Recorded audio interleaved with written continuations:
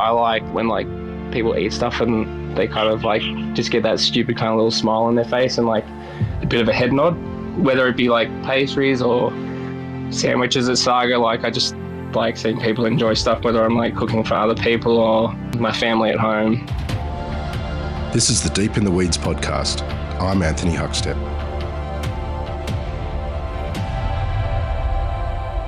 We've talked a lot about great pastry, about vegan pastry and the art of desserts on Deep in the Weeds, but not a lot about cake. It's kind of relegated, for the most part, to a secondary level in the world of pastry. But should it be? What does it take to make a great cake? Andy Bowden is the owner of Andy Bowdy Pastry and co-owner of Saga in Enmore. Andy, how are you? Hey mate, how you doing? Good. It's good to get you on the show. You've made a huge name for yourself with cakes, although you do other things. What was that time like when there was that sort of explosion and interest in what you were doing? It was really crazy. I guess when the cakes kind of took off, it was around the same time that Hearts Yard was going bonkers as well. So, I mean, Hearts Yard was full every night. I was doing lots of desserts for just a one-man pastry team. On top of that, I kind of just accidentally created this cake kind of style. Well, I don't know if I created it, but like I just kind of started making these cakes, and all of a sudden people were coming into the restaurant wanting these cakes. And at the time, I guess I had no set formula for what I was doing for cakes. People would just come and be like, can you make a cake? And then I'd spend, 3 hours making a cake, 4 hours making a cake, and Greg would be like, hey dude, you got prep to do for the restaurant as well. So I'd be there after hours just slogging away because I was so fascinated with making these cakes and going out and presenting them to customers in the restaurant. Oh, take us back to that period. Do you have any stories of sort of the successes and failures of that sort of moment when you sort of really exploded with cakes? Look, I think for the most part, like there weren't too many failures, which is always good when you're making cakes. I mean, in my life, I've had a few failures with cakes, like forgetting to put gelatin in mousses and kind of unwrapping them to decorate them when the customer's in the restaurant, and then, having just a puddle of mousse pour out of acetate. It's never good, and you kind of have that moment of realization that you've massively fucked up and you need to like turn around and say to your head chef, like, chef, we've got a problem. Especially usually seeing like in restaurants like that I've worked in, like the majority of the cakes that I've made have usually just been for VIPs, because like as a pastry chef in a restaurant, like you've got other things to do besides standing around making cakes all day. So it's usually like we've got a VIP coming in, it's their birthday. Can you make them a cake? And you're like, sure, no worries. And when stuff like that goes wrong, it's still the greatest feeling in the world, because there's not a lot you can do apart from just stand there and look like an idiot and just resign yourself to the fact that chef's probably not going to talk to you for the next week. But yeah, Hearts Yard days was crazy. It just kind of started with one VIP. One regular customer coming in and asking for a birthday cake, and I did that. And I don't know how it happened from there. Like, I think I posted it on Instagram. Back then, I'd only just got Instagram, and I'd only actually got it because Madison, my partner, had told me that it'd be a good thing to do. I was kind of like, what do I need that for? Like, I've already got Facebook. Like, what's the difference? And I did that, and it just kind of went from there, like one cake, two cakes, and then next thing you know, you've got people kind of calling up, requesting cakes, and, there was like, Greg was kind of doing events for like kind of a couple of celebrity events, and then like, I'd kind of like get asked to make a cake for like the event, and it just kind of steamrolled from there. You mentioned that Hearts Yard was really booming at the same time as well. You were given a real license to sort of go for it in regards to pastry at Hearts Yard. Tell us about what it was like as a pastry chef there, and the foundation that you built to go on and do what you've done? Yeah, I mean, I guess I probably wouldn't have got anywhere in life without Heart's Yard. I owe a lot of that to Greg and Naomi. I met Greg working at Wildfire together, and we just kind of really hit it off. We'd always have like kind of late night chats in the office about desserts and stuff like that. And Greg left and called me one day out of the blue and was just like, "Hey, dude, I'm going to start a restaurant. I want you to come along." And at that time, I guess when I was working at Wildfire, I was kind of always under. Anytime you wanted to do something, anytime you wanted to put a dessert on, you'd always have to like do plate ups, take it to the chefs, then you'd have to take it to the owners, and then they'd be like, yes, no, whatever. Whereas I said to Greg, I was just kind of like, can I just do what I want to do? And he was like, dude, I completely trust you too. I know what you do. And he was like, I mean, in saying that, like, it didn't mean like he always bought me the equipment I wanted. But like, obviously we had the Heart's Yard Sunday, which, as you know, like had a bit of a cult following, and I'd be selling, 40, 50 of them a day. Like we'd have people just come in after the restaurant was done. There's some nights just be a whole turn of people just coming in for desserts. So back to the fact that Greg wouldn't always buy me the equipment that I wanted. I was using Cuisine Art ice cream machines that whole time, just the little benchtop ones. I was like, dude, come on, man. Like I just constantly have this thing just pounding away, churning ice cream like all day, every day. Because it's only a benchtop one, like a at-home one, I guess, and it just takes a lot longer. And I mean, like, in summertime, it would struggle so hard that I had to get an extension lead and put it in the cool room to keep it. Yeah, so it was quite wild. But yeah, I mean, like I came to Greg with the idea of the soft serves, and he was like, "Cool, go for it. That'll be great." Like we had the pie of the week that just kind of started out of nothing. It was like, I think that started out of like trying to get rid of like things in the cool room that, I need to get rid of some kind of fruit. So I made a pie, and then like it turned into like, I'll do it again next week, and then turned into pie of the week. So we had soft serve of the week, pie of the week. On top of that, the all the desserts, and then the cakes came along. So, and on top of that, Greg had a knack of like basically every time he came up with a dish and needed something else to go on it, it turned out to be like a bread or a lavash or something like that. So I was quite a busy boy for a while. I want to explore sort of what you've done since then, and you obviously have your own establishment now, Saga, as well in Enmore. But take me back to when you were young. What sort of role did food play for you in your family? I think food was quite important. Like, I mean, I like to eat. I think that's where I often found myself in kitchens, and I don't know whether that's because I had interest in cooking, or whether it's more because I like to eat. So my mum had a shop up in Leura.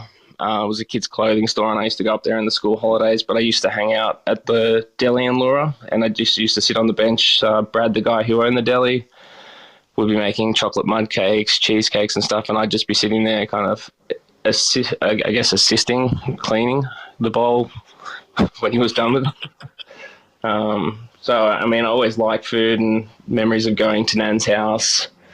My Nan used to make a chocolate mousse, and there was always this, you drive down to Goulburn, and the whole way down, all I would be thinking about was, I hope Nan's made chocolate mousse, because I'm going to be real devo if she hasn't. And I guess, like, you get to the back steps, and you run up the back steps, straight past Nan, straight to the fridge, open the fridge up, and you're like, sweet, it's there. We're all good. But yeah, I mean, family gatherings, all that kind of food was very important. I guess the style of food is very different to like what I'm used to today.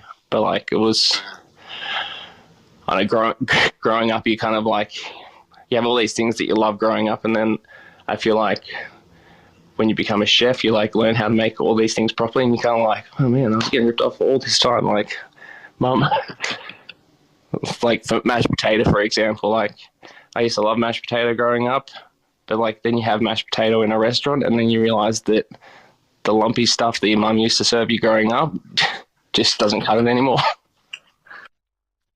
It's great to go back to for like nostalgia, but like now, like for me to make mash, uh, like I just know how much effort's involved to get it to this standard that I kind of like am used to now.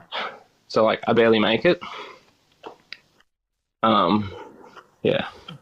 Did you always have thoughts of a career as a chef, or did you head in a different direction? I briefly considered it. Like I never thought about leaving school to do it early. I kind of like had a private school education, so I guess the expectation was that you'd kind of finish that and then go to university. My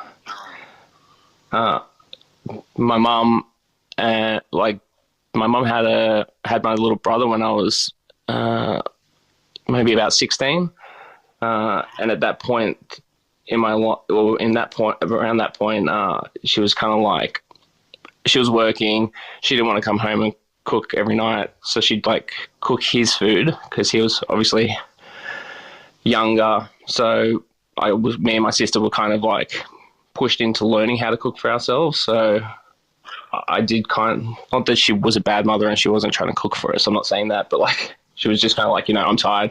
You guys can fix yourself something for dinner, which was fine. And I guess from that, like I started teaching myself like kind of basics on how to cook stuff, and I kind of enjoyed that. But then I had a mate who left school to become a chef, and I heard how horrible the pay was and how long he was working, and I was just kind of like, oh, I'm not doing that. So I went to university twice. I went and did visual arts at Sydney College of the Arts, and that lasted a whole of a semester. Basically, just because I'd left school and all I wanted to do was kind of party. So I wasn't very applied at that. Had like a brief stint working in retail, and then kind of the parents were like, you need to do something, you need to go back to uni. So I signed up for a double degree in engineering, by which point my brain had all but failed me because of all the partying I'd been doing. So I kind of went back to university, and the 18 hours of maths a week was just no good. Like, and I was just like, there's no way I'm going and getting myself a tutor at, the age of 21. I'm not doing this. So went back to working in retail, saved up a bunch of money, and then I went on, one of those, I'm going to go overseas and discover myself trips, and just kind of fell my way into the kitchen. There was like a job online. This was like just as Facebook was starting. So like, I think it wasn't Craigslist or something else, maybe Gumtree or something like that. There was like an ad that just said, wannabe chefs. And I was like, yeah, I want to be a chef. So I just went for it. It was a horrible, it's actually really horrible. I've never felt like so out of place like I thought, yeah, I can blag this. And then I remember the very first job I had in the kitchen, I got asked to pick lettuce, and I had no idea what that meant. Like, I had no experience in the kitchen, and they've thrown down 3 boxes of lettuce and said, pick this lettuce. And I was just like, what the fuck does pick lettuce mean? I was like, back home in Australia, this comes in a bag like at Coles. What's going on? And I asked a few people around the kitchen, and they'd all told me to fuck off, and I was just kind of like, oh god, this can be rough. And luckily for me, a chef at one of the other restaurants that the guy owned where I was working had just walked out, and he just kind of looked at me and said, "You go get changed, pack up your stuff, you go to the other restaurant now." I was like, "Oh, thank God, got out of picking lettuce." When did you find your feet in the kitchen? Do you have any stories of sort of when you realised, yeah, you can make a career of this? I mean, I felt pretty confident. Like, I mean, there was like the first month was really shaky, but I feel like I put in a lot of time. Like, I didn't do an apprenticeship, so like I kind of like didn't have that to fall back on, like where I could go to school and get taught how to do stuff. And I'd kind of lied my way into the kitchen, so I felt like there was an expectation that everyone thought that I knew what I was doing. But I feel like I put in a lot of time early on. I'd stay back. I'd ask a lot of questions. Like, I used to go in early with the pastry chef so I could learn how to do that kind of stuff. I mean, I think I always stood out like a sore thumb early on, but like I was, showing interest and putting in the work so I could learn how to do stuff, so I wasn't such a burden on the team. And I mean, I did that for a while, and then I feel like I came back to Australia and went for a few trials, which didn't really work out. I got back, and my mum was heaps proud of me that I'd gone and found a career in cooking, and she went and bought me some brand new knives. And as you know, like when you get a brand new knife, first thing you want to do is cut the end of your finger off. So I mean, I went for a trial over at a restaurant in Balmain, and they gave me a bag of onions and asked me to chop up the bag of onions. And within 5 minutes, I was hand in the air asking for a Band-Aid. So that didn't work out. And then I went over for a trial at Pink Salt in Double Bay, where Michael Rantissi, Keppel Street Michael Rantissi, was the head chef at the time. And I went for a trial there. The first he still reminds me of this to this day. The first thing he asked me to do was to make a brulee. Like, when people go for a trial, you kind of like give them the basics to see if they have like a basic understanding of what's going on in the kitchen. And I was like, brulee, I can do that. Like, I know how to make a brulee. And obviously, in between flying back from London, I'd forgotten some key steps to making a brulee, and I cracked all the egg yolks and then took the pot over to the stove and put the egg yolks in the pot and proceeded to start cooking them. And he was just like, "What are you doing? Like, are you making scrambled eggs?" And I was like, I don't know, chef. But anyway, he gave me a job, which I don't know. I still don't know why he gave me a job. The other girl that came in for a trial must have been absolutely rubbish. So he ended up giving me the job. And I mean, he was really good for my career.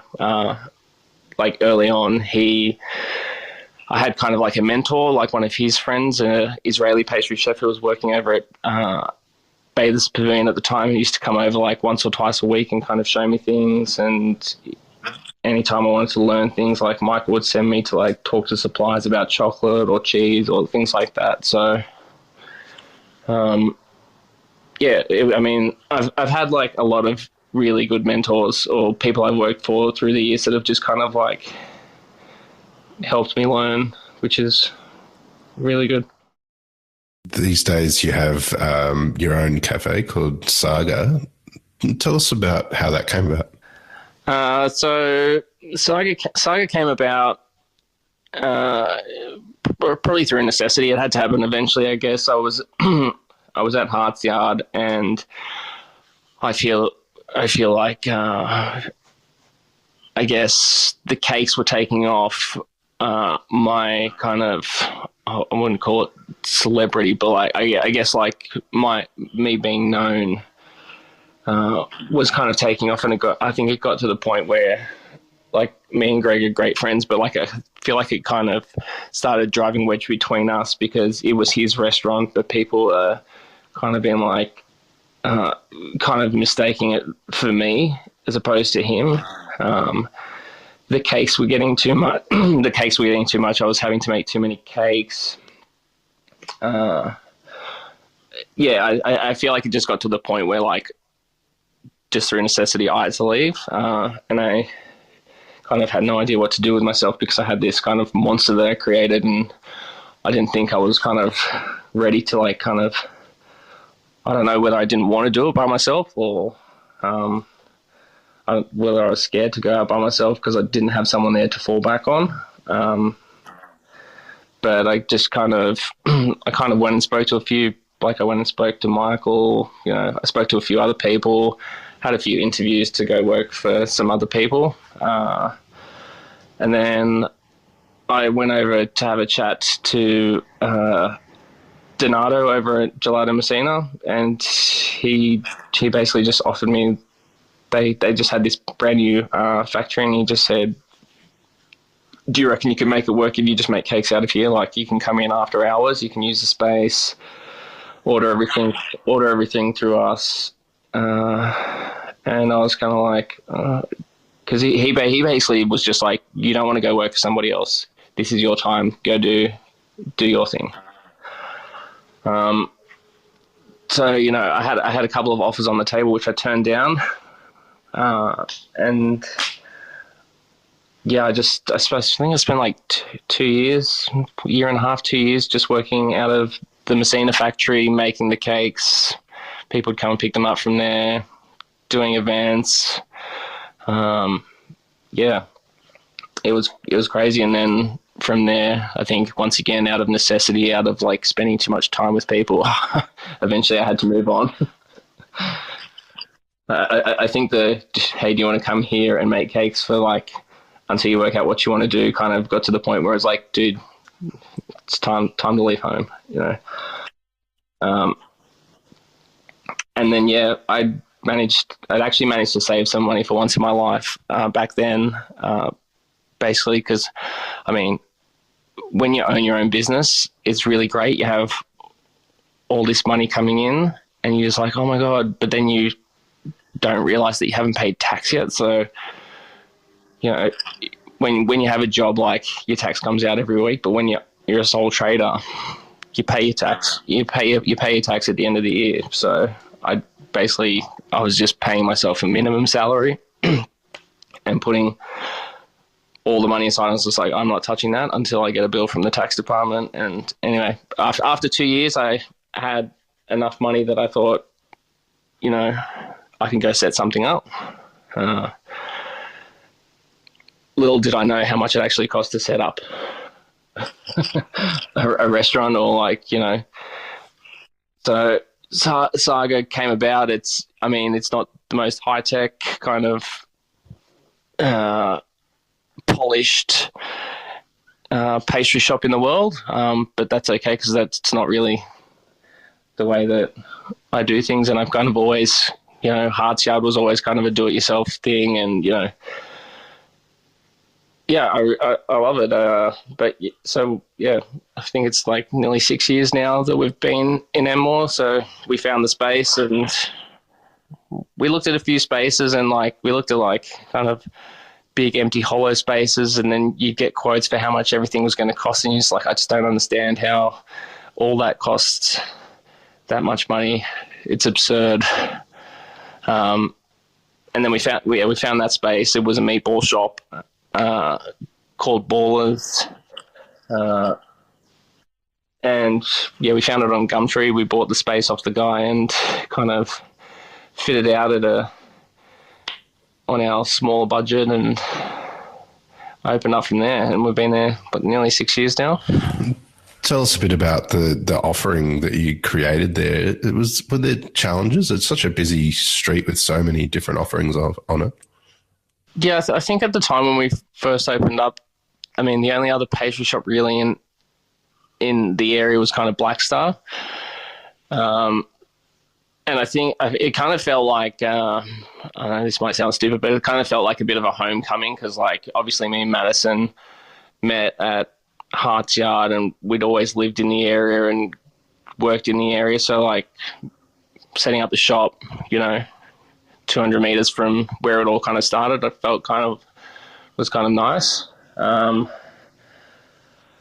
Yeah, back then, back then when we opened, it was crazy. Like, I guess that was kind of like the height of my kind of popularity. So like, you know, if that's what you want to call it. Like, I feel like that's kind of like, yeah, when I was getting a bit of attention in the media and all that kind of stuff. So when I opened it up, it was kind of crazy. Like for the first 6 months, it was just relentless, and it was a massive challenge. Like going from like, I guess, working solo to having a big team, because we were going through so much stuff, and I stupidly decided to take myself off the pastry section and do the savoury section instead. I don't know why I did that, because cooking eggs and breakfast is probably one of the most unenjoyable shifts as a chef you could possibly ask for. So if anyone out there is listening and they're wondering why breakfast chefs always look so miserable,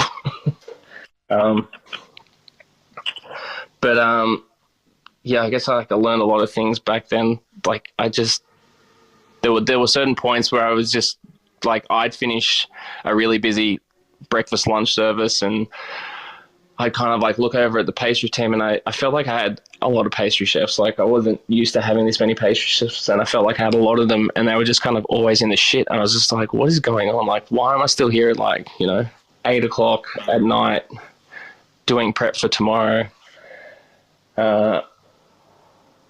And yeah, in the end, I lost a couple of chefs really early on because of I guess how intense it was and how busy it was. And, you kind of well, we're opening, it's going to be busy for a while, but people, anyway, so I lost I lost a few chefs early on, and then eventually I just decided that, I'm going to get a savoury chef, and I'm going to go back there and see what the hell's going on, because I just don't understand what's going on. So I did that, and I guess once I stepped back there, I kind of saw what was going on and worked it all out, and we actually didn't need half the chefs that I had. So, yeah, you just kind of learn things throughout. I guess at the start as well, I always had this perception that pastry shops made everything every day. Everything was fresh in the cabinet, and at the end of the day, you threw all your stuff in the bin that you didn't sell. And then I spoke to a few other pastry chefs who had their own pastry shops, and they're like, "No, dude, you don't throw everything out at the end of the day. You got to make product that kind of lasts. There's certain things that you do daily, but then there's a certain range of stuff that can sit in the cabinet for 2 days." And I was like, "Oh, you're right. Makes sense now." 6 years is extraordinary. Has it changed a lot in that time? Yeah, I always had this dream that by the time I was 40, I'd be retired. Stupid dream, didn't work out. I've still got time, but I don't see it happening. We obviously had the whole COVID thing, which is a whole another kettle of fish. And I guess we did try and expand and open another shop. And just so happens that was, 6 months before COVID. So that didn't ever eventuate into, we lost that shop pretty early on, which was a kind of a humbling experience, I guess. I wouldn't say I don't get fazed by too much stuff, and I wouldn't say I've had too many failures in my career up until now. Apart from not putting mousse in cakes and stuff, but I guess when you have a business and it's the first time that you realize it's something's not working, and you have to be okay with, I guess, that sense of failure, which is kind of hard. I found it hard, but at the same time, it had to happen, because otherwise I would have lost Saga and Enmore at the same time. If I'd been stubborn and just kind of, because it was down in Darling Square. It was when the pandemic hit, and there was just no one around. So, and I mean, they wanted everyone to push on down there, but like at the end of the day, you can either keep pushing on and lose both your businesses, or you can, you know, cut one and move on from there and just accept it. But yeah, yeah, I've definitely learned a lot of stuff along the way. Like, you know, there's certain tips like how to run the place on a small team, like I had to do during COVID and all that kind of stuff. So you just learn how to adapt to things, like have products that use, you know, same base things, and yeah, things like that. Whereas, like, I guess back in the day, you know, back when I was a restaurant chef, you know, 5,000 things on a plate, no problems. But now you can't. Or doing things. I guess the other thing is like creating dishes for yourself is a big thing that I had to learn as well. Like, I guess as like working in restaurants, you can kind of push people towards kind of weird combinations or somewhat weird combinations. But when you own a pastry shop and you have a different clientele, and people just don't buy that kind of stuff. So like I'd be doing something that I thought which was delicious and I thought sounded really cool, but people would just come in and scrunch up their faces, and you'd be standing there watching people scrunch their faces up at the cabinet, and you're just like, oh man, that really hurts. Let's talk about cakes. What makes a great cake? I guess what makes a great cake? Well, it's got to taste good. I feel like it's got to taste good. There's the dryness factor. You never want a dry cake. You never want to feel like you need to drink a glass of milk or drink a glass of water to get it down. I think it's just the flavor combinations of making it in kind of interesting, decadent, you know, different textures. I kind of like to approach the cake in kind of the same way I would like a plated dessert. Like, you know, you need different elements to kind of make a plated dessert interesting. Like, you can't just have like a panna, like you can't have like a panna cotta with like some cream and stuff, like, because everything just tastes the same. Like, you need to have like, you know, some acid or just depending on what kind of flavor you're going for. But like, you need to have like different textures and mouthfeels and kind of contrasting flavors to make it all interesting. And I guess how you put it together and how it eats is also really important as well. Is there a cake that you've made over your career or more recently that you can sort of tell us about that sort of epitomizes sort of what you do? That's a good question. I mean, I guess all the cakes kind of epitomize what I do. So they all kind of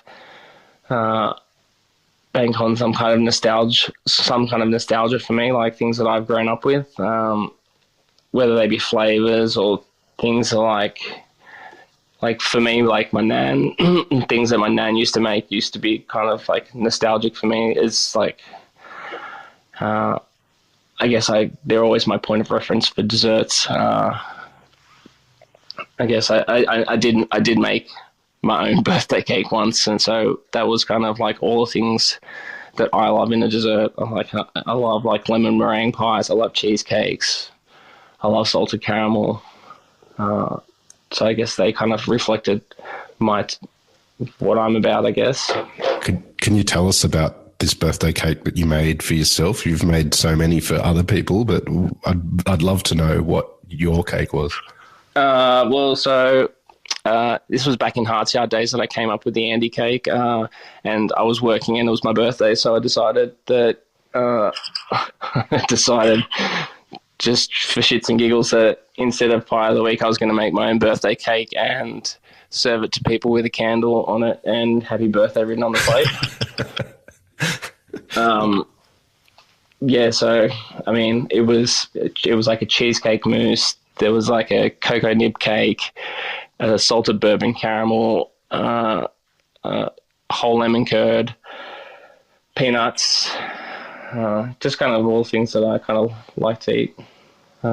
Obviously, it had meringue on it because that's what all my cakes have on them, and a milk crumb. It was good. No one ever orders it really, so it's okay. Was it? It's on the menu.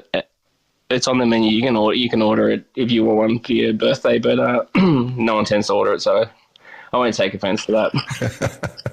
I kind of find it more annoying when people do order it because no one ever orders it, so it means I have to do a whole heap of prep that I usually don't have to do. So you've had a fascinating career, and the impact that you've had is quite extraordinary. But what do you love about what you do? I think I just love making food for people, and I love giving people food and seeing the reaction on their face, and it's kind of like I like the somebody feed Phil moment when like people eat stuff and they kind of like just get that stupid kind of little smile on their face and like a bit of a head nod, whether it be like pastries or sandwiches at Saga. Like I just like seeing people enjoy stuff, whether I'm like cooking for other people or my family at home. I often get a kick out of like Madison, my partner. Like we'll go to Harris Farm after work and we'll have no idea what we're having for dinner, and then like I'll come up with something and she kind of like always scrunches her face up. She actually does this most times I suggest something, like whether it be at the shop or at home for dinner, and I'll go home and I'll make it, or I'll go to work and I'll make this cake that I've been talking about in the car, and when I give it to her and she turns around and looks at me and she's just like, yeah, whatever, like she just gives me that like, you knew this was going to taste good, I hate you kind of like. Or I'll be sitting there on the couch like as I've given her dinner and she's had her first mouthful and I kind of like look to the left and she can see that I'm like looking because she knows I'm looking for that. Yeah, you're right. Yeah, I just really love people's reactions when you cook, and like the idea of like sitting down and everyone enjoying themselves. And I guess like also love like kind of the getting people to try things that they wouldn't have tried, and the realization that like they actually enjoy stuff that they didn't think they would like. It's like another, like being able to, like you go overseas and you eat all these different foods and you post them on your Instagram and everyone's just like, that's gross, that's gross, that's gross. And then like, you know, I go overseas with my dad and then he's like, I'm not eating that, not eating that. But then you eventually convince him to eat it and he's like, oh, that's actually really nice. And like, it's kind of nice being able to like have that experience of like being able to show people,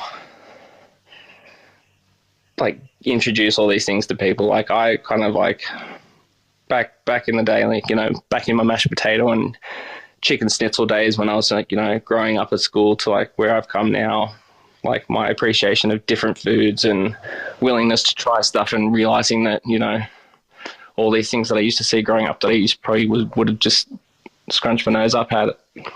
Now I appreciate them and what they are, and it's really nice to be able to kind of show other people that, I guess. Well, Andy, it's an absolute honour to have you on Deep in the Weeds today to hear your story. Please keep in touch and we'll catch up again soon. Will do. Cheers, mate. This is the Deep in the Weeds podcast. I'm Anthony Huckstep. Stay tuned as we take a deep dive into the lives of the incredible people who ply their trade in the food and hospitality sector. Special thanks to executive producer Rob Locke for making this all happen. Follow us on Instagram at Deep in the Weeds Podcast, or email us at podcast@deepintheweeds.com.au. Stay safe and be well.